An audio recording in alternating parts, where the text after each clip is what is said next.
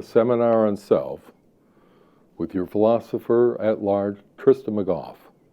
Today we're going to be considering the faculties of self-transformation, which are intelligence, sentience, conscience, and vivacience. However, before explaining any of these faculties, I'd like to broach three preparatory items. The first is the model I utilize for the description and explanation of my philosophy. The second is, what is my philosophy? And the third, which philosophical lineages, doctrines, and thinkers contributed to my system of thought? Firstly, I employ what is known as an omniversal model. It's actually a conceptual modeling system, and it is sort of similar to something that you might be familiar with from geology and architecture. There's something called Quakeversal model, in which everything, like a mountaintop, goes from there and radiates from the point at the top along the sides to the bottom, like a cone. Or in architecture, you can think of a dome at the top of a cathedral. And the opposite of that is if you were to take that dome and reverse it so that it is concave, and you have a geological feature that's sweeping downward and inward to a central point, that's called centroclinal. Now I use what's called an omniversal model, or OM for short. And I begin with a point. And a point, as you know, in Euclidean geometry, has no dimension whatsoever. However, when there is a line, such as there is here with this radial vector, this line now has one dimension. It does have a magnitude, and here it does have a direction it is going in, either outward or back inward. There's a special radial vector that I refer to as the axis identity that binds this entire sphere. Imagine a sphere to this outer ring, and that's what the ring past knot is. It's a huge sphere. And the reason I use an omniversal model, because unlike geology or unlike architecture, this sphere, this circumference, has the potential to expand to infinity.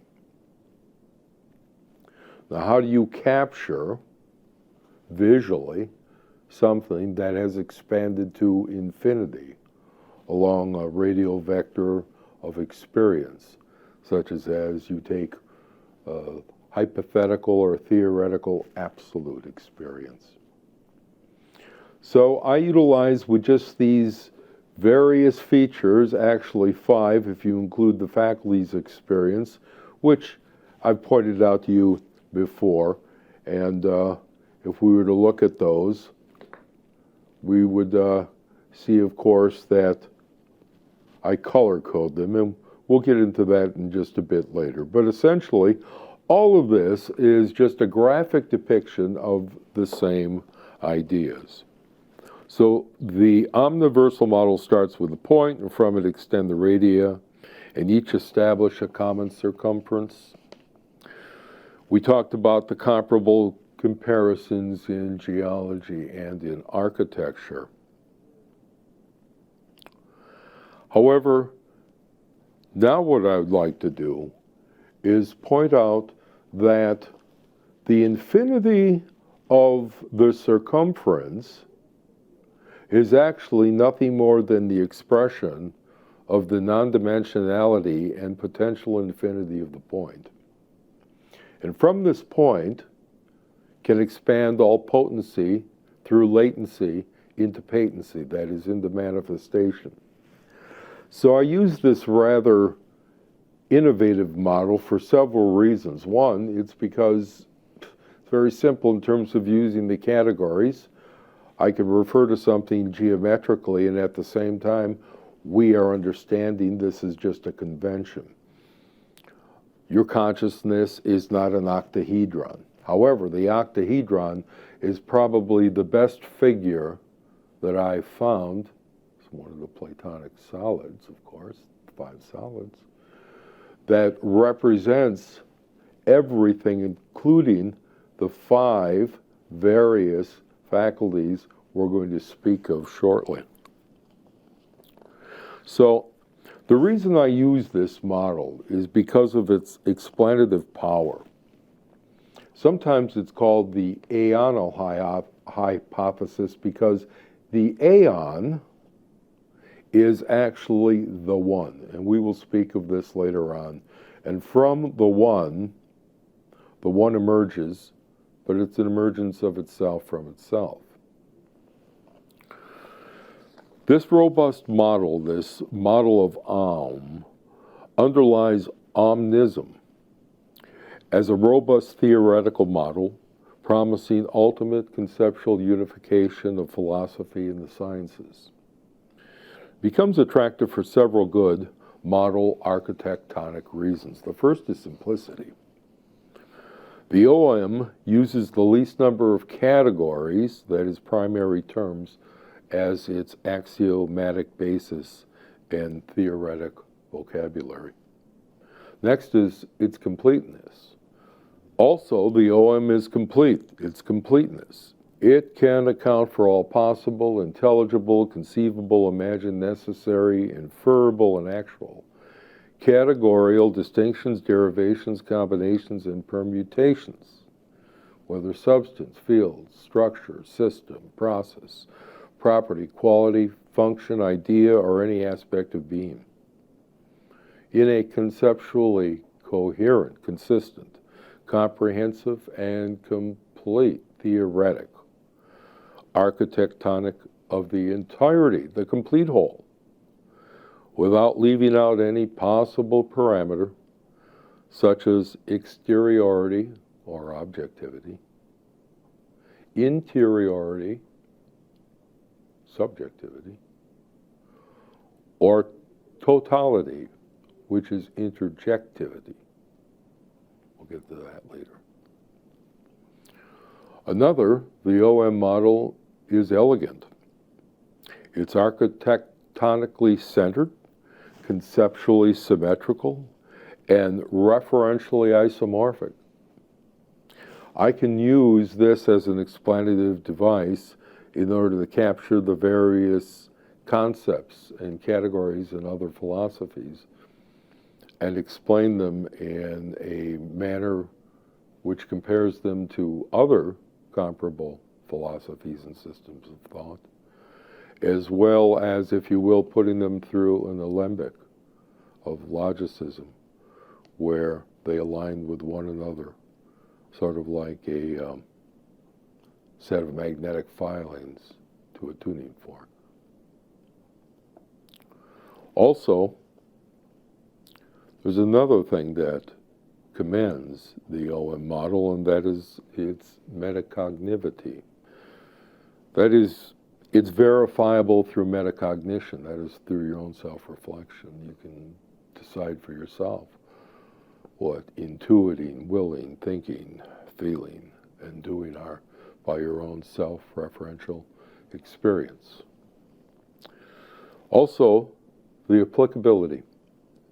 The OM can be applied to every personal, noetic, institutional, and historical occasion. In other words, it can be used as a way to organize one's view of the world. And it can be used for guidance. The omniversal model can form the axial architectonic around which to orient conscious evolution and self-transformation. And this last point on guidance is pivotal for my philosophy, which is founded on the self-transformative evolution of consciousness in the cosmos.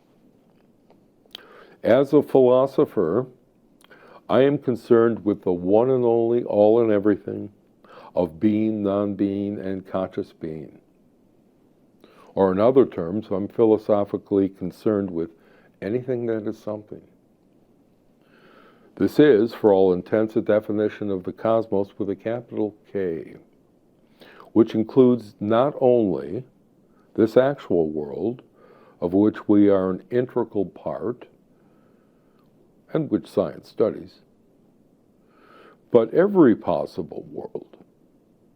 This universe, as well as any multi-universes, constitutive of being, non-being, and conscious being. For short, I call the cosmos the One.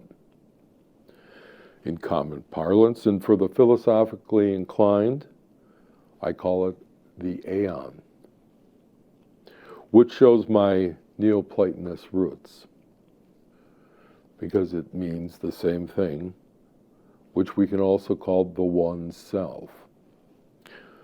For it is the ontological intersection, as it were, of being, non-being, and conscious being. In session 9, we'll delve into the nature of reality as a blend of being, non-being, and conscious being. This all-embracing view of philosophy, which I've just articulated, I call omniphilosophy. As an omniphilosopher, I take a threefold view of philosophy as a human enterprise. The theoretic component that synthesizes the set of shared perspectives, common doctrines, and commensurable tenets as historically espoused by philosophers, thinkers, and system builders from both the East and the West, I call omniversalism. Then there is the practical component that uses the three functions of philosophy. The critical function of philosophy analyzes ideas and propositions of doctrines for their truth and validity. The architectonic function builds a consistent and coherent worldview, that is, a big picture of the cosmos. The third function, the palingenetic function, is the yogic, that is, the systematic transformation of one's consciousness through self-realization and self-cultivation. This is omniterics. The last component, omnilectics, is one's creative output, whether an unwritten, unrecorded transaction that is nonetheless a conscious transaction, or a great project or masterpiece of art or some other thing that results in a product. Not everyone is inclined to philosophic thinking and talking, as am I. There are different paths that lead to the same mountain, and that's important to understand in this expanded view of omnism. There are 7 paths that lead to eudaimonia. Some of you may be familiar with Raja Yoga, and I place it here at the center as well as Bodhyanga. These are Indian terms. And Raja Yoga is the kingly yoga, and that is actually of 8 limbs. And it takes you through everything from your moral virtues, 10 moral virtues, through asanas and your posture, through pranayama, which has to do with your regulated breathing and controlled breathing.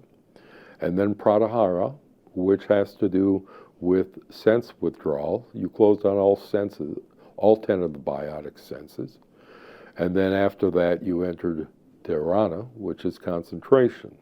And you keep your mind attentive to one object and fixed through will and through concentration. And then there's dhyana, which is meditation, and that's where your mind ascends along a pathway of bliss, as it were, through the various cognitive dimensions of realization, in which you are dealing with higher and higher forms of eidetic energy, if you will. Higher forms of your own consciousness and realization. And the last is samadhi, where your mind is completely merged with the object of your contemplation, which in the Vedantic tradition and the Traika, Shaiva, Shakti, Shiva tradition is actually oneself. So you enter into a meditative state, and Raja Yoga is the principal path that takes you along to that state of enosis or oneness. Bodhyanga is the 7 factors to awakening in Buddhism, and it begins first of all with mindfulness, and next it's, I call it Dharma Dhyanoya. Dharma Dhyanoya is when you're always paying attention to reality, you're inspecting it, you're conscious of what you're doing, and you're conscious of your inspection. So that's the second feature of Bodhyanga. The third is energy or effort, and then the fourth is your sense of rapture, where everything is working together. Your voice, your feelings, your mind, your body, the rhythms of your breathing, your heart, it all is working together, and that's rapture. And then there's tranquility, which is the serenity of body and mind. And the sixth part of Bodhyanga is concentration, and the last is equanimity, which is an even-mindedness towards all things. Well, as you can tell, I've placed that at the center because it leads to this state of eudaimonia, this happiness we've spoken of. And you'll notice that on each of the faculties, which I've now indicated here, these 4 in particular that relate to will, and Agni Yoga, enlightenment, and this is the mind, the thinking element, and that's Gnana Yoga, philosophic yoga, and that's my principal path, as you can well understand. And then the path of endearment, or Bhakti Yoga, devotional yoga. The technique that's primarily used there is called Vairanya, which is another word for dispassion or detachment. So Vairanya is a technique that's used there like viveka, or discrimination here, or discernment, logical discernment through inference and conceptualization. And Sankalpa is setting the will, and that's for Agni Yoga, which leads to empowerment, and Laya Yoga. There are all kinds of Laya Yogas. There's Kriya Yoga, Kundalini Yoga, and other forms of power yoga, which release and focus actually on the subtler bodies and releasing the energy thereof. And so Abhyasha, which is practice, is the technique that you want to use for finalizing your emancipation through Laya Yoga. And the highest yoga is Anuttara Tantra Yoga, and that leads to a sense of enosis, Kattva, which is oneness of oneself with everything else. As Plotinus used to describe it, it is the flight of the alone, small a, to the alone, capital A. So these are various forms of yoga, but the 7th type actually we all practice. It's karma yoga. It leads to vibhuti, that is to powers. These are not a special psychic powers necessarily. They're professional powers, they're practical powers, cognitive powers, social powers. All the powers that you have, that you've developed as capabilities in this empirical world. So, glad we looked at that briefly. Do not be hung up with the idea that you have to follow one particular path in order to achieve your various emancipations, because we will all practice all the paths. Some of us will focus as a principal path, such as myself, as a jnana yogi, but there are others who focus on some of the other paths. All right, so that said, whether you're a philosopher or not, you need to be a critical thinker, as I've just pointed out, through the various paths, and develop a clear understanding of the world around you and your world within you.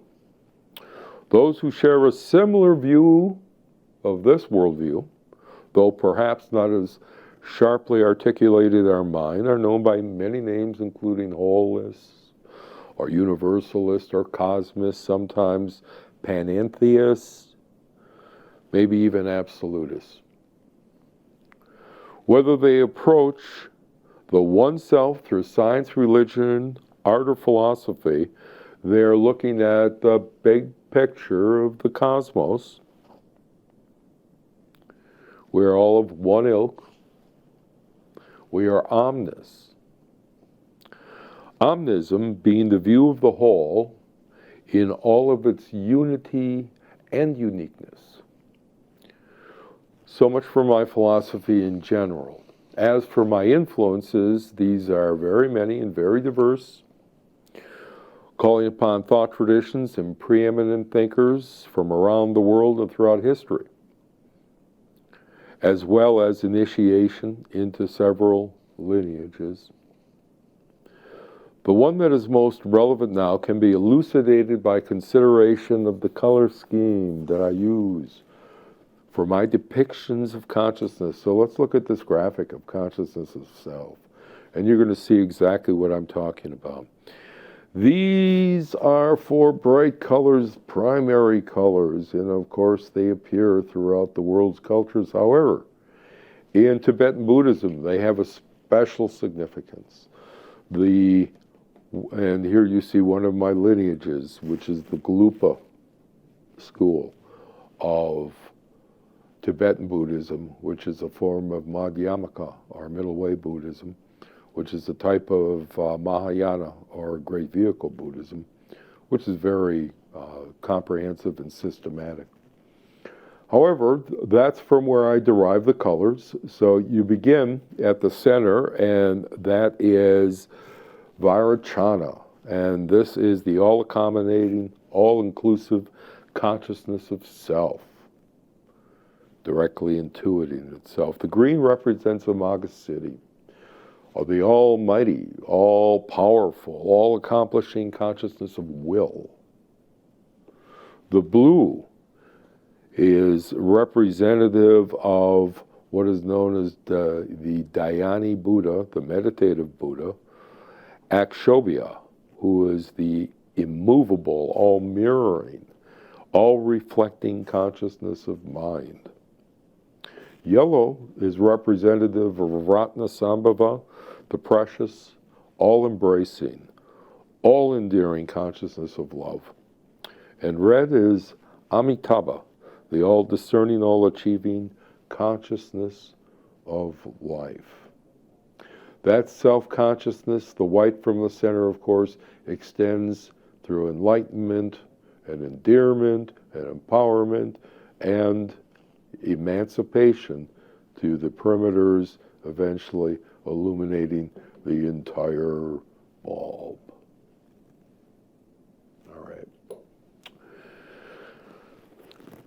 Now, I consistently employ this color scheme throughout my modeling of the omniverse, as with, of course, today's theme, the faculties of experience. And you'll notice that I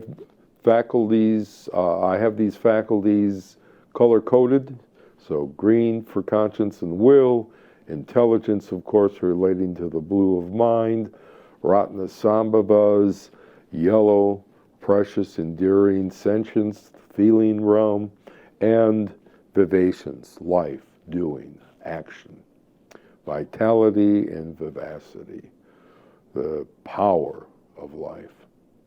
This is all part of self-experiencing. However, this is where I employ this octahedron, which you can see limed here in blue, in order to give structure in a systematic way to describe the interaction of these 4 faculties as they revolve around the intuiting faculty of self-experiencing.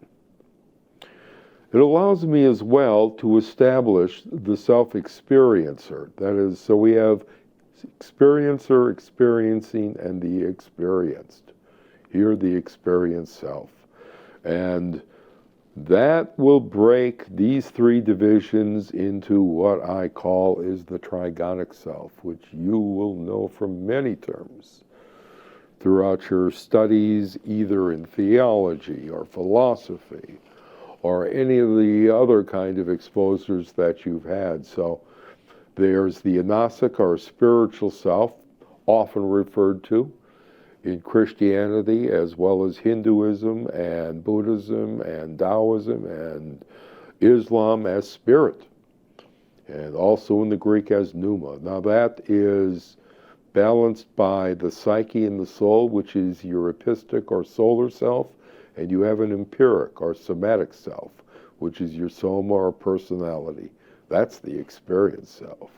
So these three selves, the self-experiencer, self-experiencing, and the experienced self, are but aspects of one great experience. Remember our formula of experience, that experience is constituted of an experiencer, the experienced, and the actual experiencing. These three aspects of the self, the trigonic self, leads to a consideration of each of us as an individual self, which we term the microcosmic self, because the microcosm, each of us as an individual, is the entire universe, consisting in our own individualized form. I represent the entire universe as omniscience. I represent the outer manifestation that is filtered, if you will, through us in our three selves as existence. So existence is omniscience turned inside out. Omniscience is existence turned back inside to itself. All focusing in a point. And that's the marvelous thing about a dimensionless point. Of course, it can appear anywhere. So it can appear at the top, it can appear at the bottom, it can appear anywhere throughout, which of course leads us to the definition of what the one is. And there's no better definition than I've ever found, than Rabelais gives in Pantagruel and Gargantuan, where he says, and he's speaking of God here, and he says, God is like an infinite intellectual sphere with its circumference nowhere and its center everywhere. Now, if you visualize a sphere where every occupied point is a center, and that there is no circumference, then you have the flexibility of the omniversal model, and at least conceptually comprehending and even going a long way toward imaginatively apprehending what the nature of the one is. But as a microcosmic self, we have three selves: the Anasic self, the empiric self, and what I represent as the field of play in consciousness, your epistemic self. All right, now, or the epistic self. This is also what people refer to as the soul of the psyche. Some people have even called it, grouped together, the mind, right? It's all your internal organs of perception. It has to do with your sense of I-ness, and we'll break that down in a bit. There's a lot to it. There's a lot to each of these, but this is just the overall presentation so that you can see that they are interdependent and working with one another. And the way I'm going to be able to explain the faculties is by referring to the interaction of the epistemic self actually as it increases and expands its ability to, if you will, bridge the gap between omniscience and existence, which is what each of us are doing as a transfinity. This is infinity. This is finitude or finity. This is the area of transfinity. What is transfinity?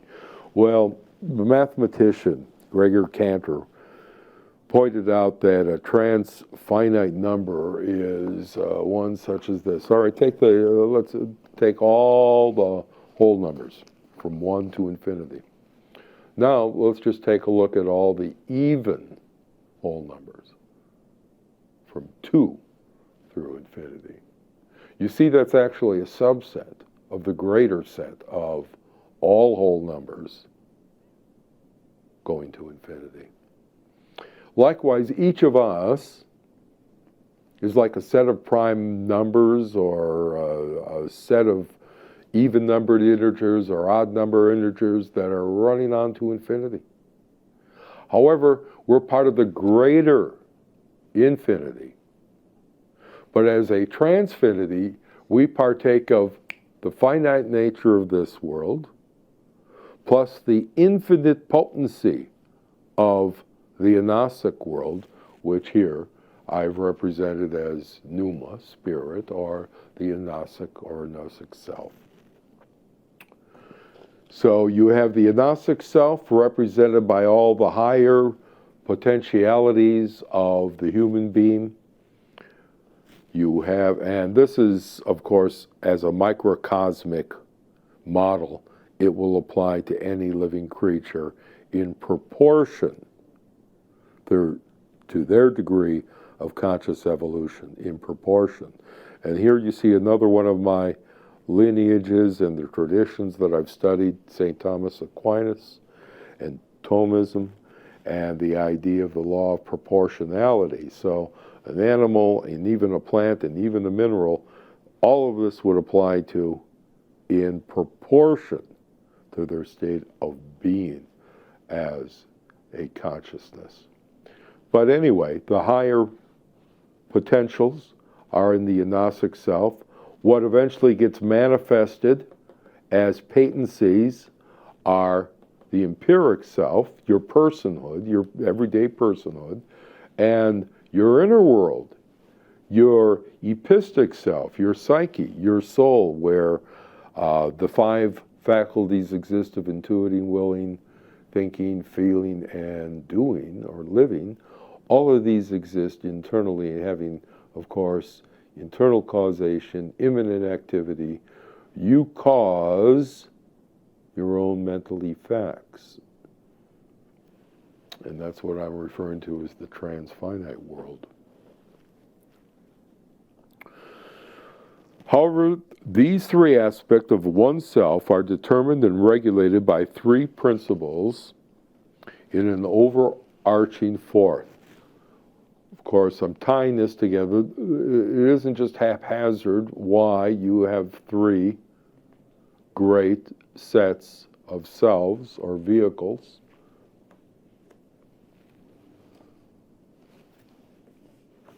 But you do so because of certain principles.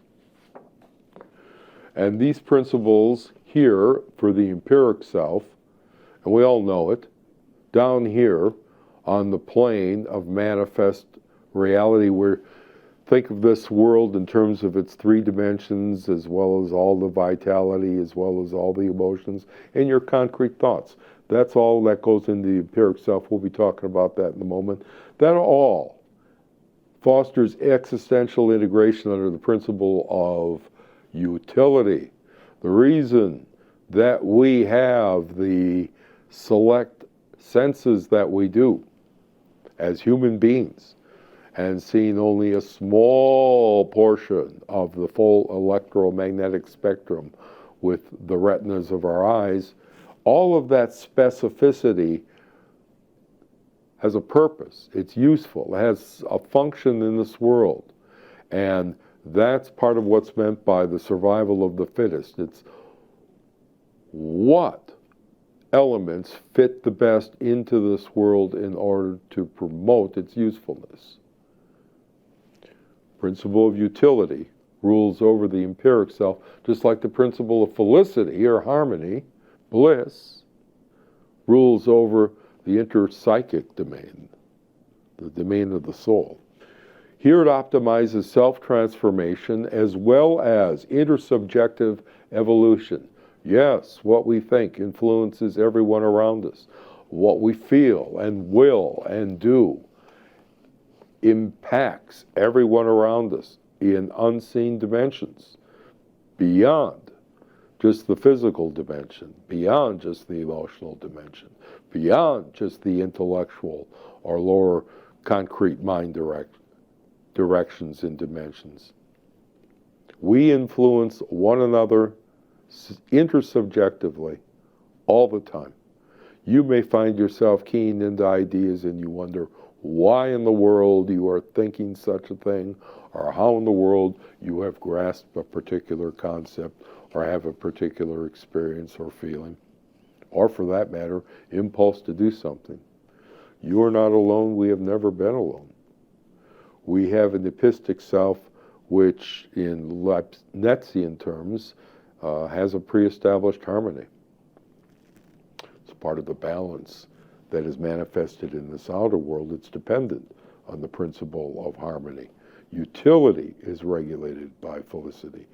But the principle of unity unifies both felicity and utility at a universal level on the ground of consciousness.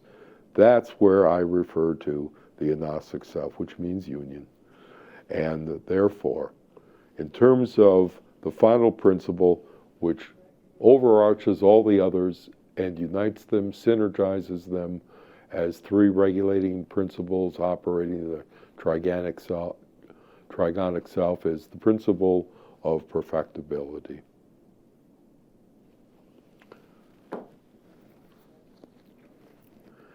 All right, now with these three divisions in mind, let's delve into what constitutes the trigonic self.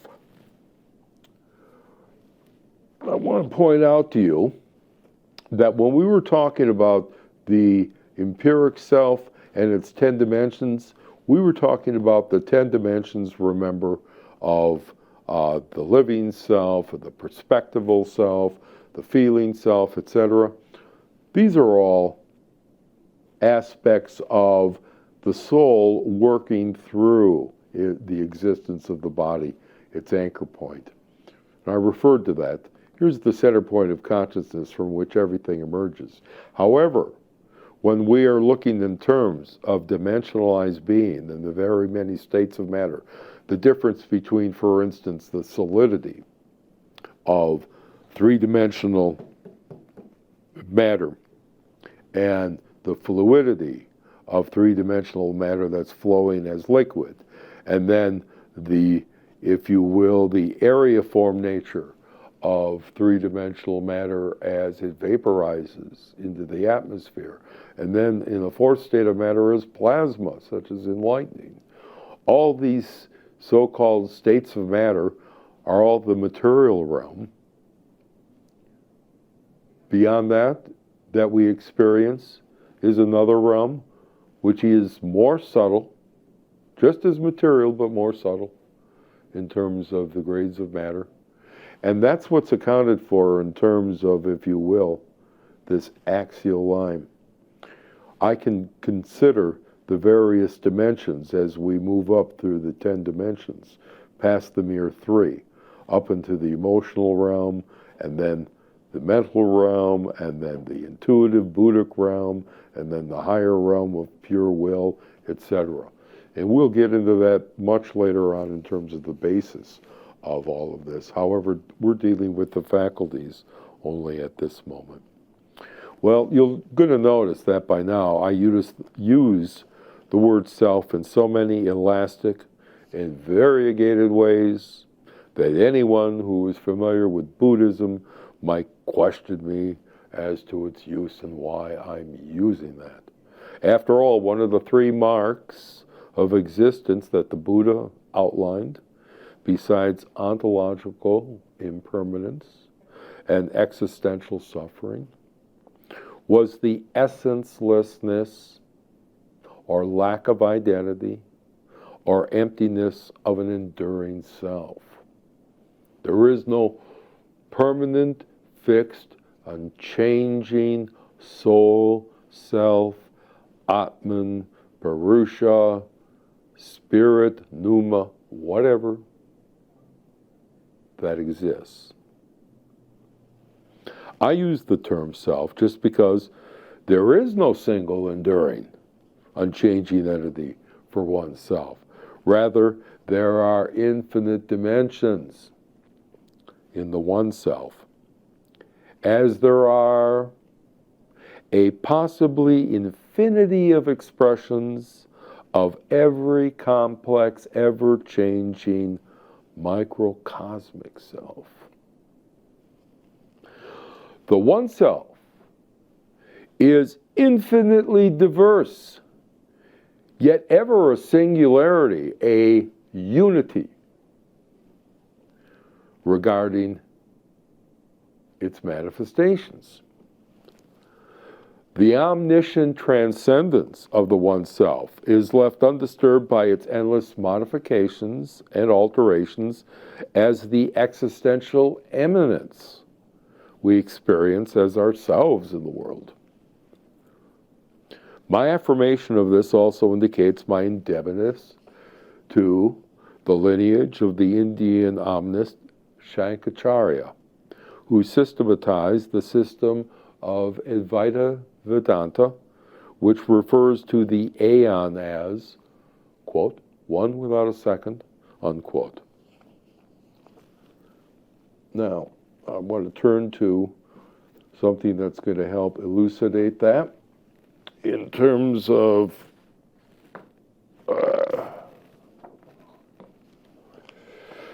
the faculties, processes, and states of consciousness. As I've spoke about before, there's the immanent activity that takes place within one's own psyche at this level of the epistic self. That's the experiencing. Now, there's either an inward pointing of consciousness, such as in meditation, or there's an outward pointing of consciousness, such as in everyday worldly affairs. One of the reasons that you want to insist after a while of allowing yourself time for silence, contemplation, prayer, and meditation is because that allows the natural inward pointing aspect of your consciousness to balance out what is otherwise, for most of us, the majority of time outward pointing consciousness.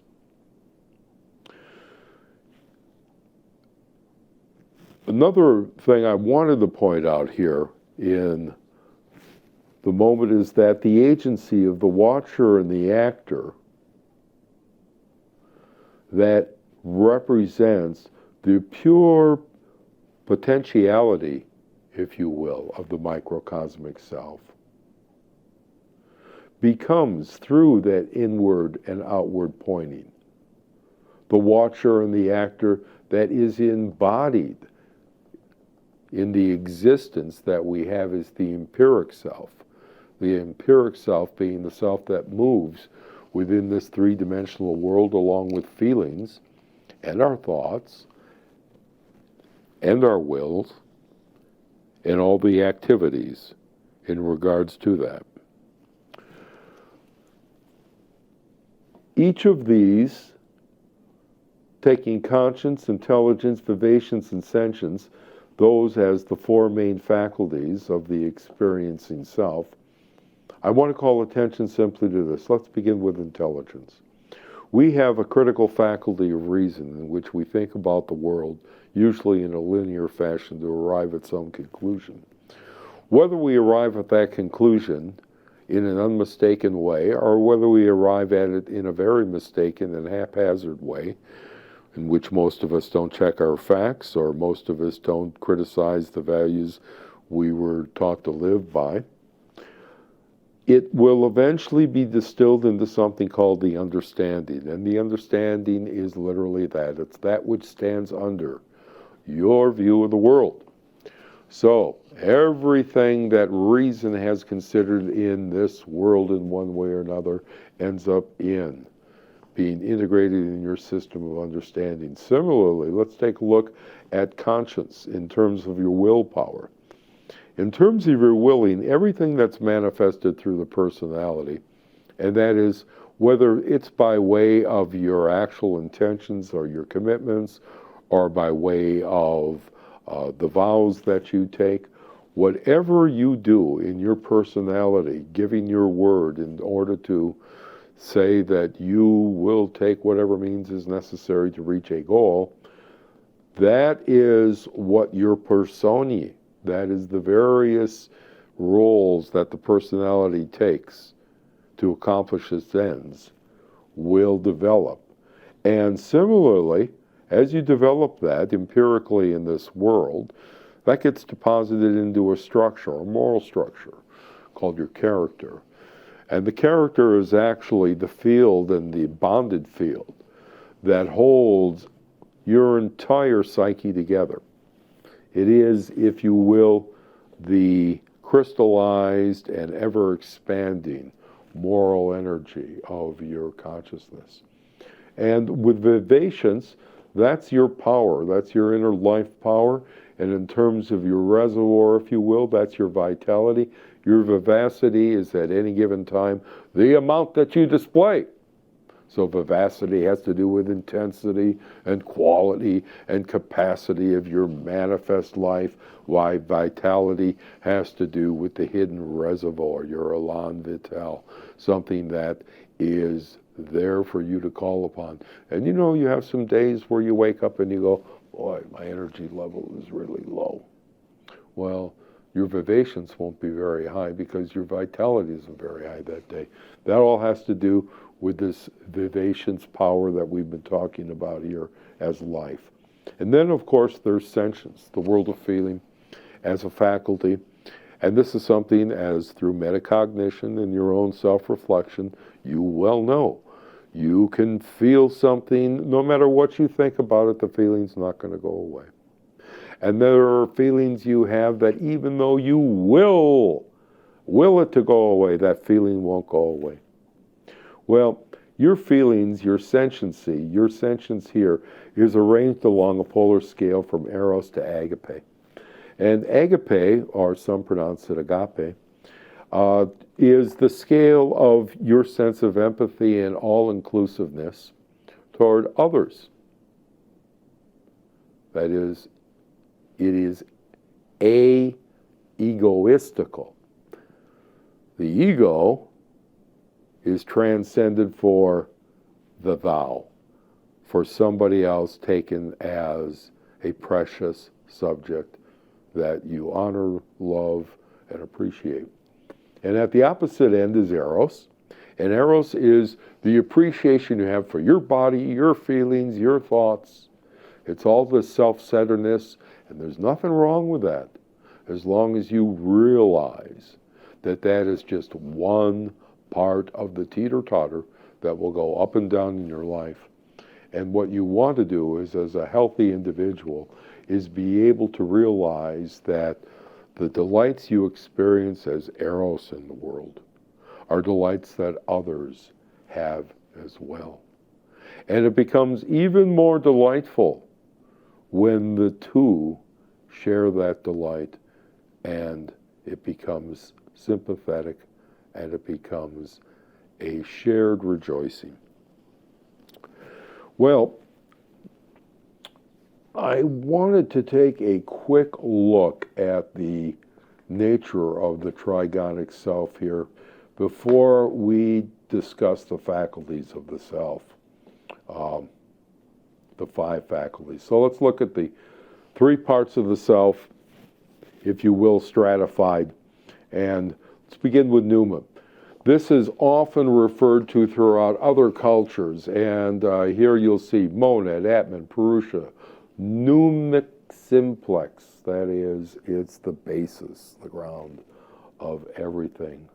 The plenic self, the divine self, the plethoric radix, the root, as opposed to the centrix, which is what this is, or the complex, the personal complex, which is what the empirical self is. This set of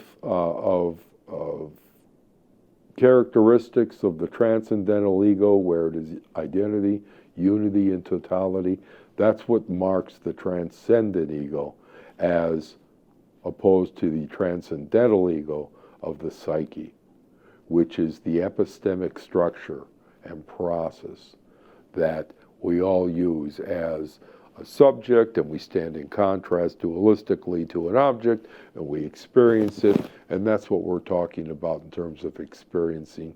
Of course, right here in the realm of the psyche, there's egoity, the I maker, ahamkara, in the Indian tradition it is called.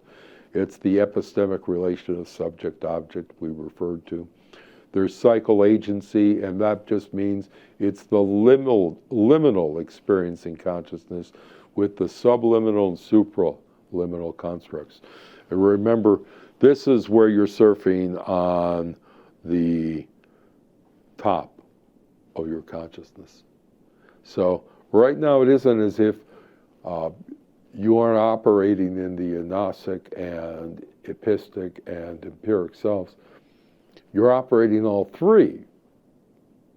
You're operating all three at once. As the experiencer that's part of a unified cosmos, you are operating as an agnostic self that has total potentiality for infinite expansion.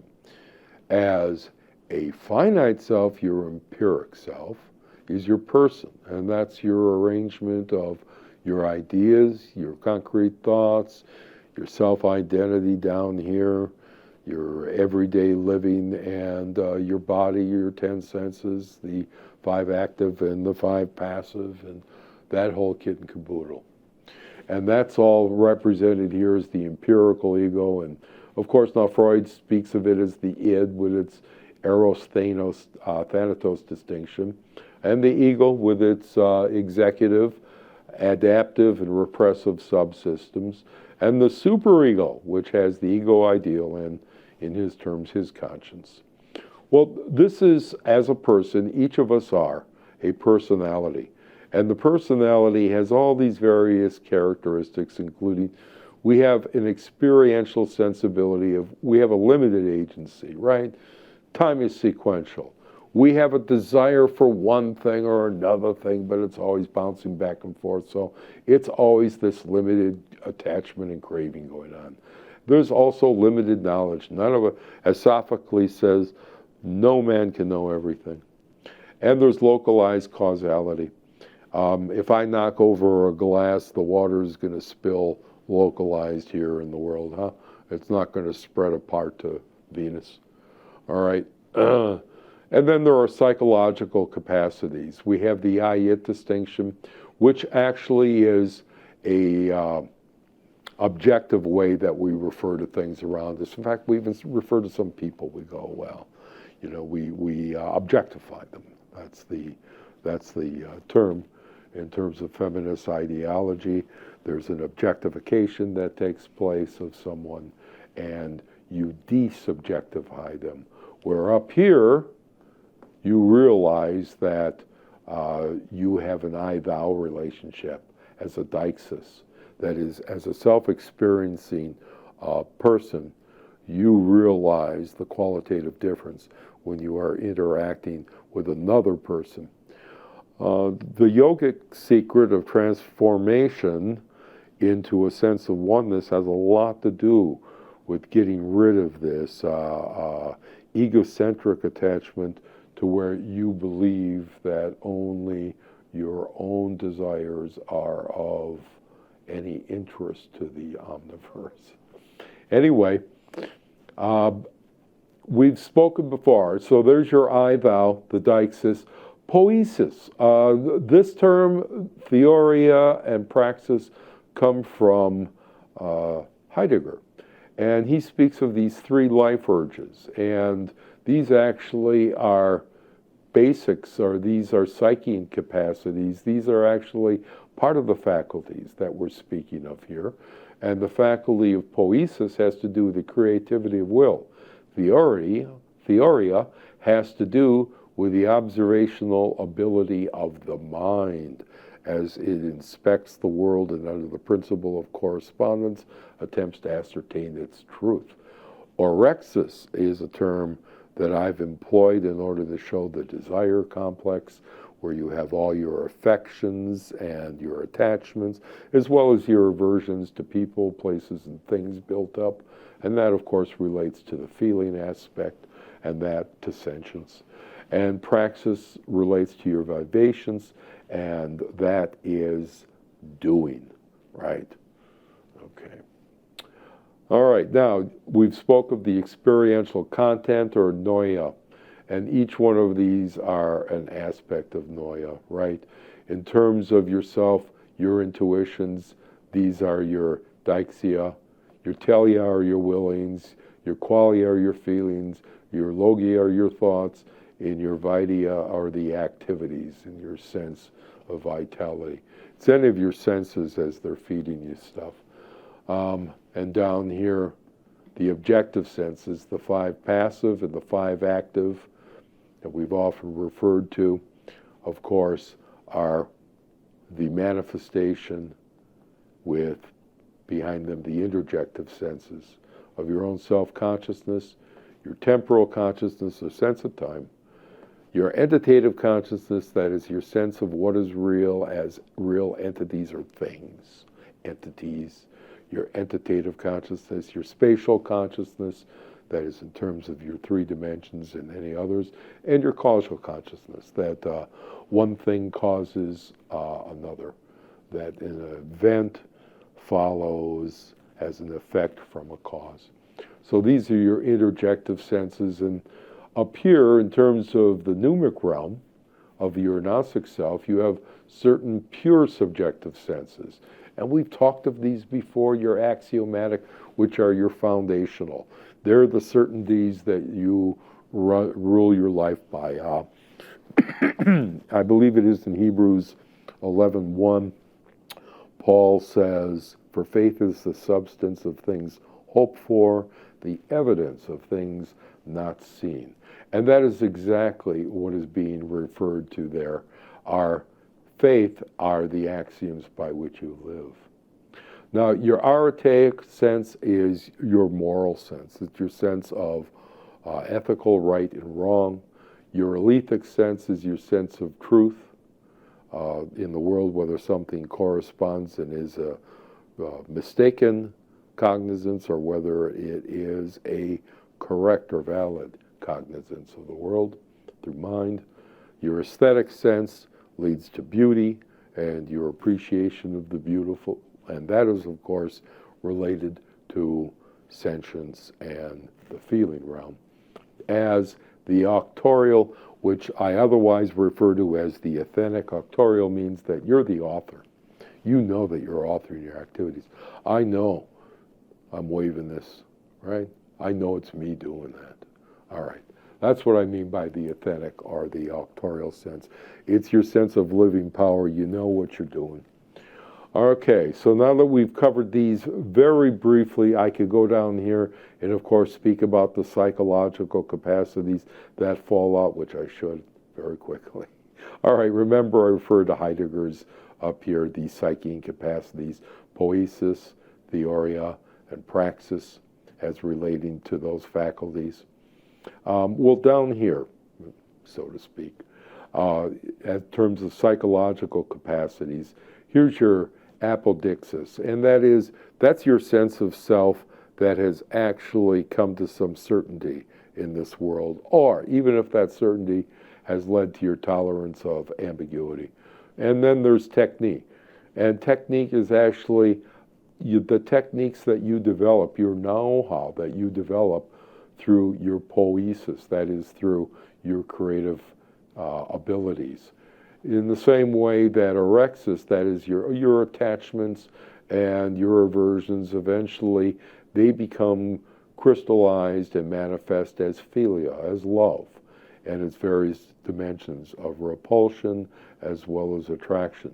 Sophos is the distillation or the knowledge that comes through theoria, that is a consideration of world. And here, Sophos is all sorts of knowledge and wisdoms that you have. It's your various intelligences, including your particular scientific discoveries and formulations.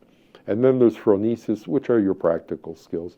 It's, you know how to use your spoon and fork at a table, and you know how to use the shower, et cetera, et cetera.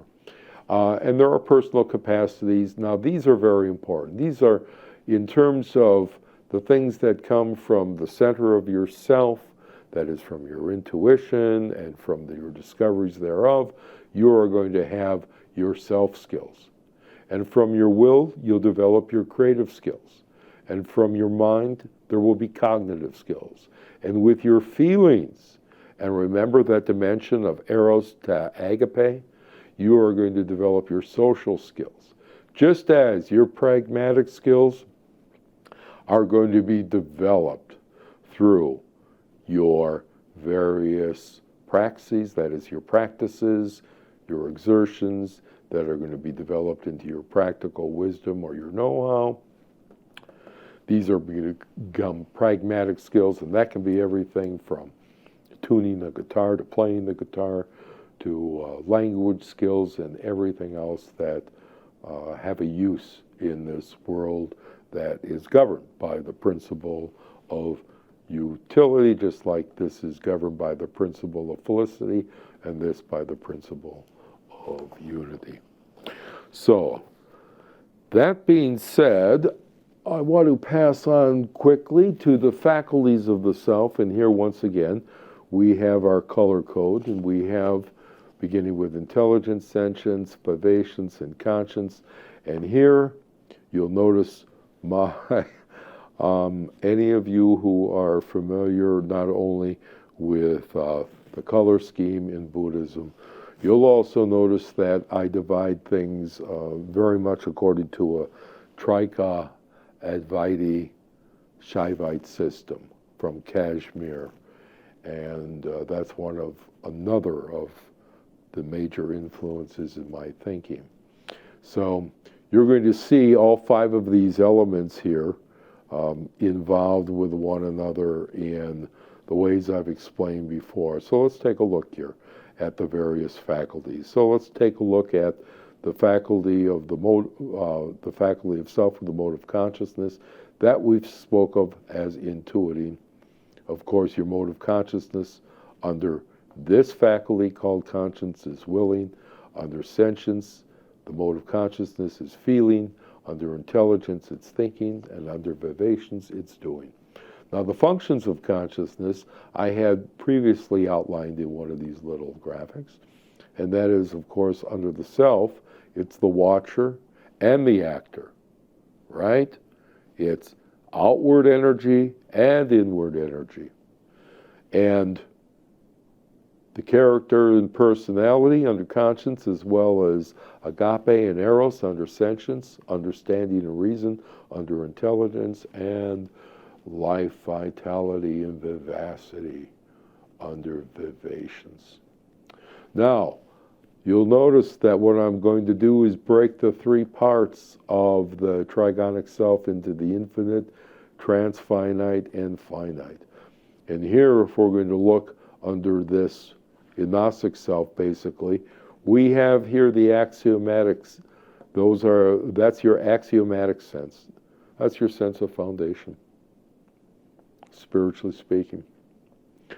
Your aretaic or moral sense is your sense of the good.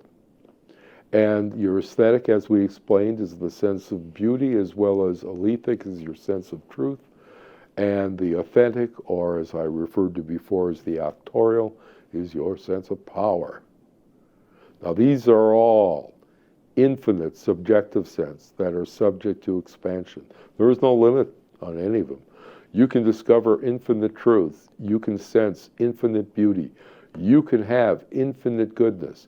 You can exert infinite power, and you can discover the infinite foundations of your and all beings.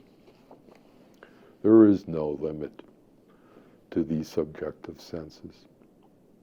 As for the epistic self and the transfinite interjective sensibilities, an interject is this. It's literally in between.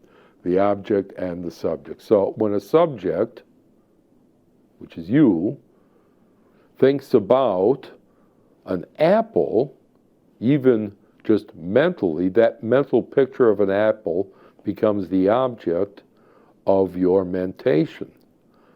However, there is not just that object, and there is not just you, the subject, there is the interject, there is the experiencing, there is the you visualizing the apple, and that actual experience itself is the interject.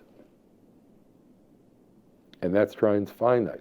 That's a part of the infinite, but like a prime number, it's folded into a series that goes on and on and on and on and on forever.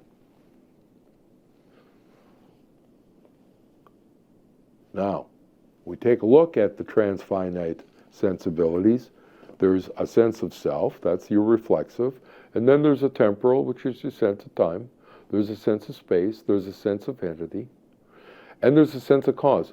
And these forms of sensibility are inherent in the psyche. They're not just two, like Kant thought, a priori forms of intuition.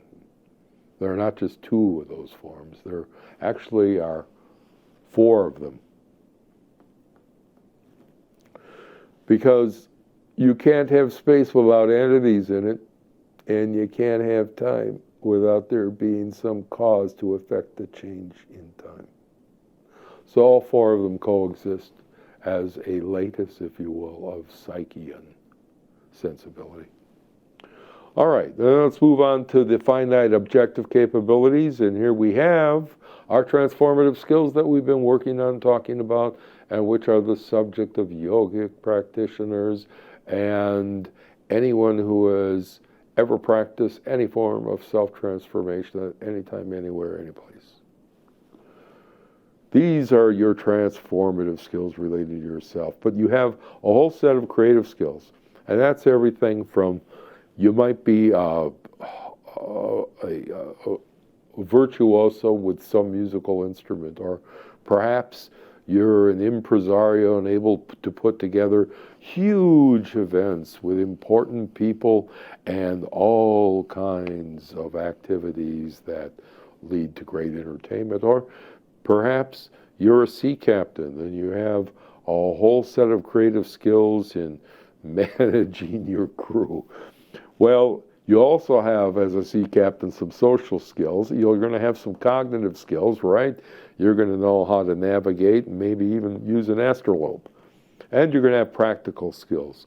You'll probably know how to tie a few knots as well as how to wipe your chin after your next meal. Okay, so then I wanted to cover some sub-faculties that arise as forms of the self, and those are three basically, right? Memory that relates to past, imagination that relates to future, and your transforming consciousness that happens right here, right now. So there are 5 types of memory. There is, you're familiar with it, your episodic memory, right? You remember a particular place you were at, and perhaps maybe even what you ate. But you're not going to remember everything. That episode is very complex, and you're going to remember parts of it. However, you're going to have peculiar knowledge because you lived in that episode. Whatever it was, whatever activity, that's an episodic memory. It's different from a conceptual memory. Conceptual memory is where you know the difference between 2 and 4. And you know that 2 plus 2 is 4. That's all conceptual. And actually, that relates to the realm of touch and feeling and aesthesis.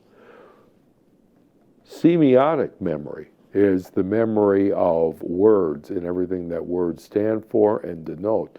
So, semiotics refers to the meaning of words, that is their connotation. It refers to the denotation of words, that is their reference in the world. And it refers to their use, that is their pragmatic, how you use words. But it is different than conceptual memory. Think of conceiving a child. Conceiving a child, it takes 2 things, 2 sets of chromosomes coming together, right? And a zygote is formed. That is conception. And that's what I'm talking about here. This comes from the great pool of potential energy called archaeus. And we will deal with that at another time. However, your biographic memory, that's the memory that you put together. It's the story you tell yourself about your own personality and character. That's what it is. And your character and your personality often receive special treatment that you will give, and that's your biography. That's your autobiography.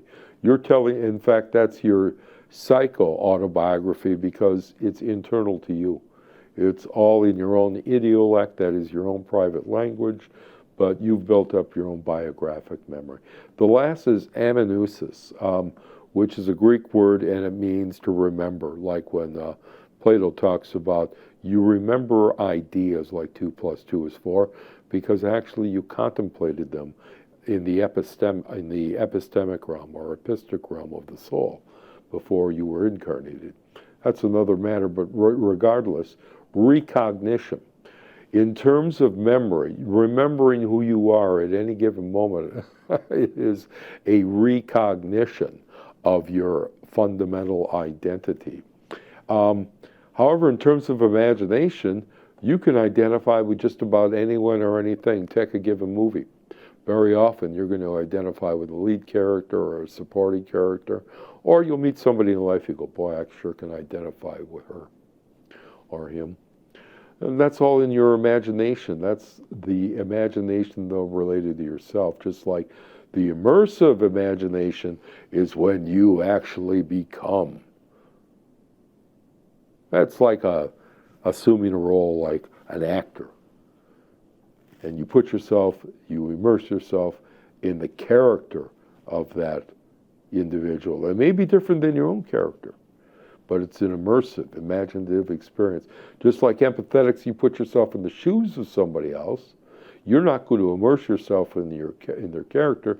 You're going to keep your own character, but you're going to empathize with somebody through imagination because you felt the same way at some time in your life. Speculative is what we'll call the scientific imagination. It's where they, meaning scientists, are theorizing in big ways about big ideas over the big picture. And it can be any of our speculative errands that we run in our mind as we are imagining things. And the last is dramatic, vivacious imagination. We're always rehearsing in our minds dramatic scenes of what we're going to do or how we would have rewritten scenes in the past of what we should have done, what would have been some dynamic, dramatic lines to deliver at the end of a denouement. All right. Transforming consciousness takes us to the present, where I'm actually self-aware and I'm intuiting that denouement was mispronounced. But besides that, and that's part of my semiotic memory, right, and episodic memory, we're going to talk about the self-aware or intuiting. And here's where you use the awakening mantra, right? I am conscious of being conscious, right? That's the door. You step into that, and then you're aware, and you begin intuiting these other things. But here you're transforming consciousness. We talked about those techniques last time, right? A couple times ago. And that was deliberate willing, appreciative feeling, mindful thinking, and focused acting. So that was what we had presented back then. And that is the graph of the awakening consciousness. You begin with your reflective consciousness. I am conscious of being conscious. And from there, in the rest of your life, look for ways to deliberately will and mindfully think what you're doing at what given time.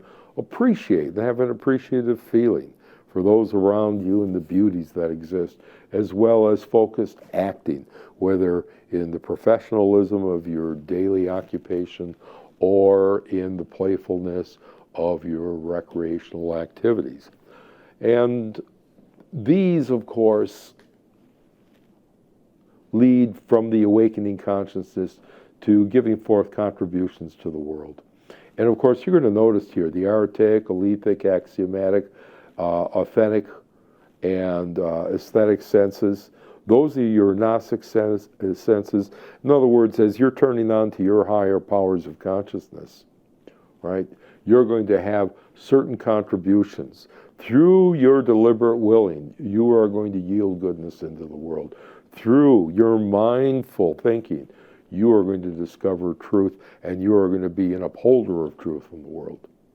Through the aesthetic sense, you will discover the beauty, right, of appreciative feeling. Through appreciating the things around you and that appreciative feeling, you'll discover beauty through your aesthetic sense. In the same way that your authentic sense, your auctorial sense where you know that you are the one that's the agent empowering your own action into the so-called future, that authentic sense is the result of focused acting. We spoke of these contributions early on, and now I'm going to emphasize them because they lead to the fruits of self-transformation, which of course was the very first seminar we spoke of, where if we all are on the road to happiness, we are all looking for eudaimonia, that is the perfect harmonic blend of our psyche and our physique with the rest of the world, all in a very cosmically balanced situation of bliss. Eudaimonia is composed of an awakening mind, right, that leads to enlightenment. And we spoke of that earlier. When you're awakening the will, that will lead to empowerment. When you're awakening your feelings through your aesthetic sense, that's going to lead to endearment. And people and things will become very dear to you. In fact, even objects will take on that agapeic sense of endearment. And you'll find yourself appreciating your vehicle that you ride in, or the golf club you swing, in a whole new way. And then, of course, when you are awakening the power of life, that leads to emancipation. So, pretty well, these fruits of self-transformation are the result of cultivation. And the cultivation that we're going to do today is step number 3. And this is, as you know, the self-transformational evolving practice. All right, so for step 3, expanding one's 5 faculties, this is a self-transformational evolving practice. And here, it's our step 3. First of all, you're going to call yourself to purpose by using the awakening mantra to awaken your conscious being into self-awareness. I am conscious of being conscious. Second, you're going to transform your consciousness by doing one, several, or all of the following while engaged in activities during your daily life. First, you're going to be intuitively self-aware of your present experience.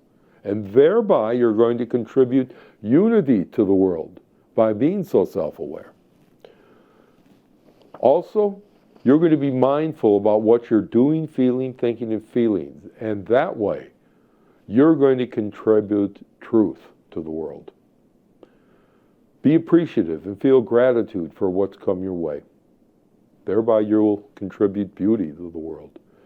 And be focused in your engagement with the world, whether professionally or socially or even playfully.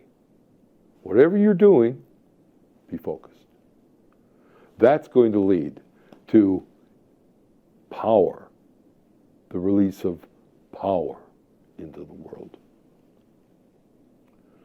Be deliberate in your lifestyle's choices, associations, excursions, and daily regimen. Thereby, you're going to contribute goodness to the world.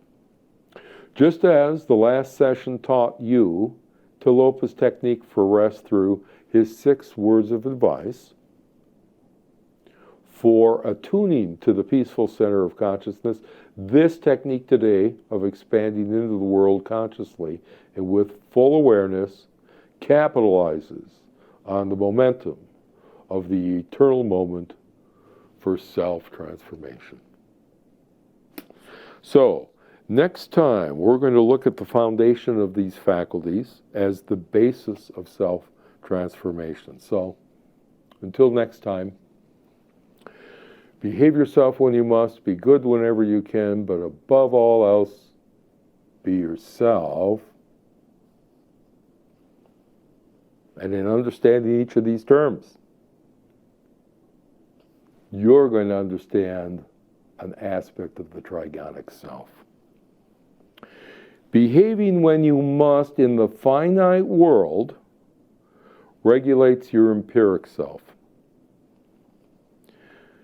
Being good whenever you can in the transfinite world of your awareness and faculties leads to felicity and happiness in your epistic self.